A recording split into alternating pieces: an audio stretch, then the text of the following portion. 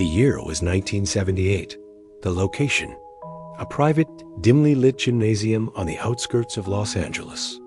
Outside, the world was buzzing with the fame of two men who operated in completely different universes. Muhammad Ali, the heavyweight champion of the world, a man who had transcended sports to become a global icon of defiance and grace. On the other side was a young rising star from Hong Kong named Jackie Chan. At the time, Jackie was just beginning to break into the international scene.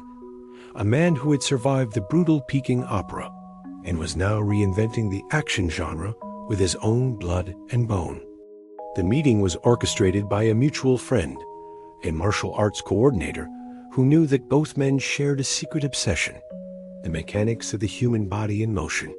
Ali had always been fascinated by the flow of Eastern martial arts, and Jackie, a student of all forms of combat, had spent countless nights analyzing Ali's shuffle and his uncanny ability to dodge punches by mere millimeters. When Jackie entered the gym, he felt a weight in the air that he had only felt once before in the presence of Bruce Lee. But this was different.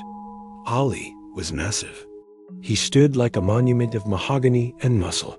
He was jumping rope, the rhythmic thwack-thwack of the cable hitting the floor sounding like a heartbeat for the entire room.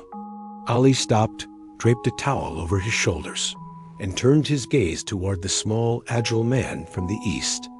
A wide, mischievous grin spread across the champ's face. "So, you're the one they call the little dragon from the movies?" Ali's voice boomed, rich and melodic. "I've seen your tapes, kid. You fall down a lot, but you get back up even faster." "I like that." Jackie bowed deeply, his heart hammering against his ribs. "It is an honor, Mr. Ali. In my country, we call you the King of the Ring." Ali laughed, a sound that filled every corner of the dusty gym. He stepped into the center of the ring, a canvas that had seen the sweat of champions. He beckoned Jackie forward. "Come up here, Jackie.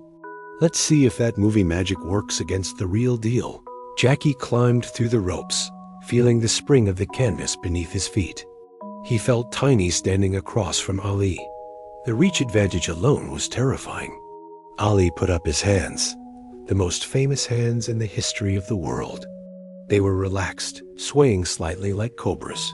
"Hit me," Ali said. It wasn't a joke. It was a command. Jackie hesitated.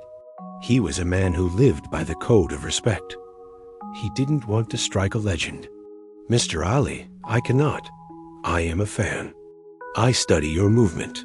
Ali leaned in, his eyes sparking with that legendary competitive fire. "I'm not a fan right now, Jackie. I'm a teacher. And you're a student. If you want to know how I move, you have to try and catch me.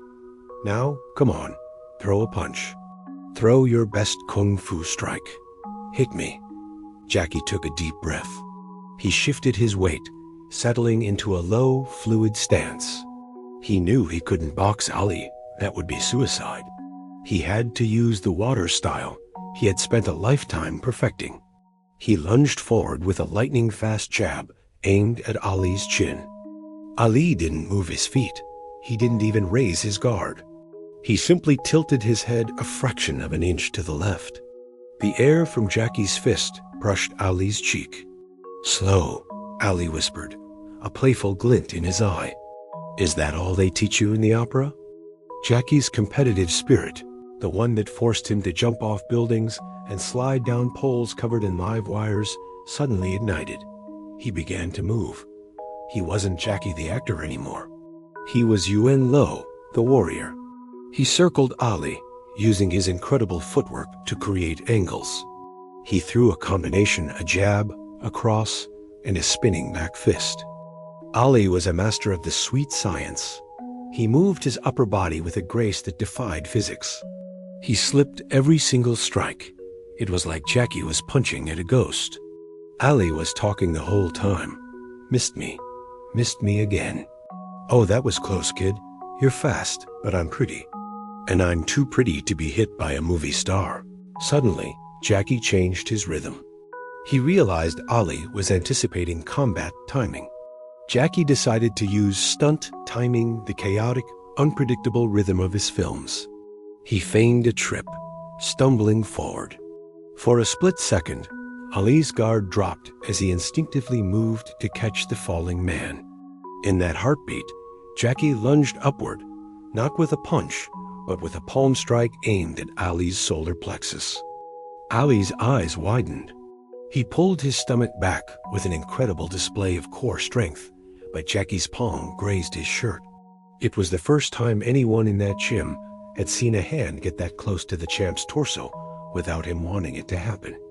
Ali stepped back, a look of genuine surprise on his face. He held up his hands to pause. "Whoa, what was that? You tricked me, kid. You used the floor." Jackie smiled, his face beaming. "In my world, Mr. Ali, the floor is my best friend. If I cannot be faster than you, I must be more unpredictable."